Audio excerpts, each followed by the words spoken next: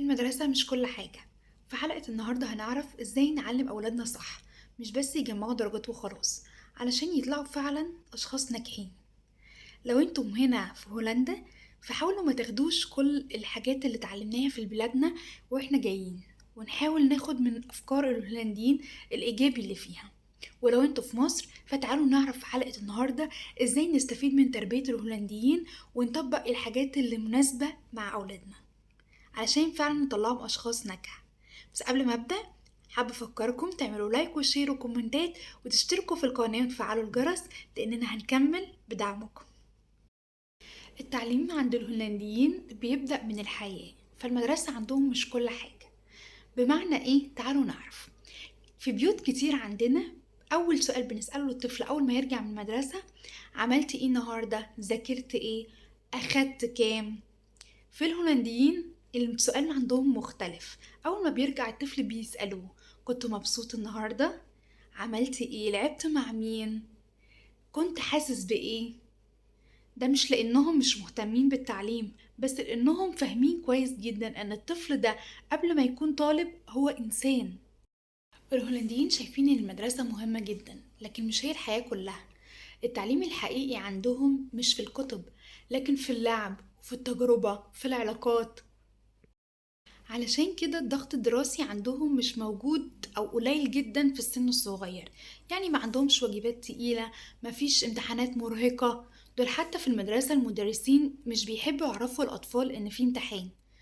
لو في حاجة بس ممكن يبلغوا الأهل إن محتاجين نراجع الجزئية دي، نركز معاه في النقطة الفلانية، لأنهم بيبقوا عاملين كل حاجة في المدرسة تقريبا. كمان هما ما عندهمش حاجة اسمها سباق درجات بدري، الكلام ده مش موجود عندهم. ده لأنهم مؤمنين جدا إن الطفل لما بيتضغط بدري بيطلع كاره التعليم. بالعكس بقى، لو هو طلع وهو مبسوط بالتعليم أو طالع وهو من غير ضغط بيبتدي يحب يستكشف لوحده وبيحب المعرفة. اللعب جزء أساسي من التعليم في هولندا. الطفل اللي بيلعب بيتعلم خلال اللعب التعاون، حل المشكلات، التخيل، ازاي يضبط مشاعره. فمثلا الطفل وهو بيتخانق هو وقت اللعب بيتعلم ازاي يحل الخلاف. الطفل اللي بيقع بيتعلم ازاي يقوم. بعد المدرسة في وقت بيبقى مخصص بس للرياضة، لنشاط، وقت للعيلة، وقت للراحة. والهولنديين مؤمنين ان الطفل بيحتاج وقت انه يزهق، وقت يرتاح، وقت يتعب، زي ما هو محتاج وقت للتعليم. كمان عندهم العلاقة بين الأهل والمدرسة مختلفة. مش كل غلطة بيعملها الطفل تبقى حاجة كبيرة، مش كل تأخير عند الطفل يبقى كارثة. الهدف مش ان الطفل يبقى الأول، الهدف ان الطفل يفهم ويحب التعليم. طيب ده معناه اننا نهمل الدراسة؟ طبعا لا، لكن نقدر نغير نظرتنا، نركز اكتر على الفهم مش الحفظ، نركز على الرحلة اكتر من النتيجة، نركز على الانسان قبل الطالب.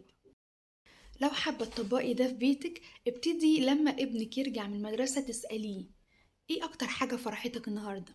طب ايه اكتر حاجة ضايقتك؟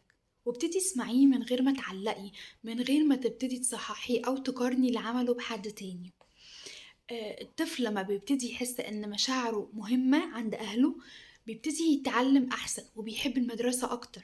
التعليم مش سباق، التعليم رحلة، والمدرسة جزء من الرحلة دي مش الرحلة كلها. في الحلقة اللي جاية هنعرف ازاي نحترم الطفل جدا ونحسسه انه فعلا محبوب جدا بالنسبة لنا، وده من غير ما ندلعه. ما تنسوش تعملوا لايك وشير وتشتركوا في القناة عشان توصلكم كل حاجاتنا، ولأننا هنكمل بدعمكم. شكرا.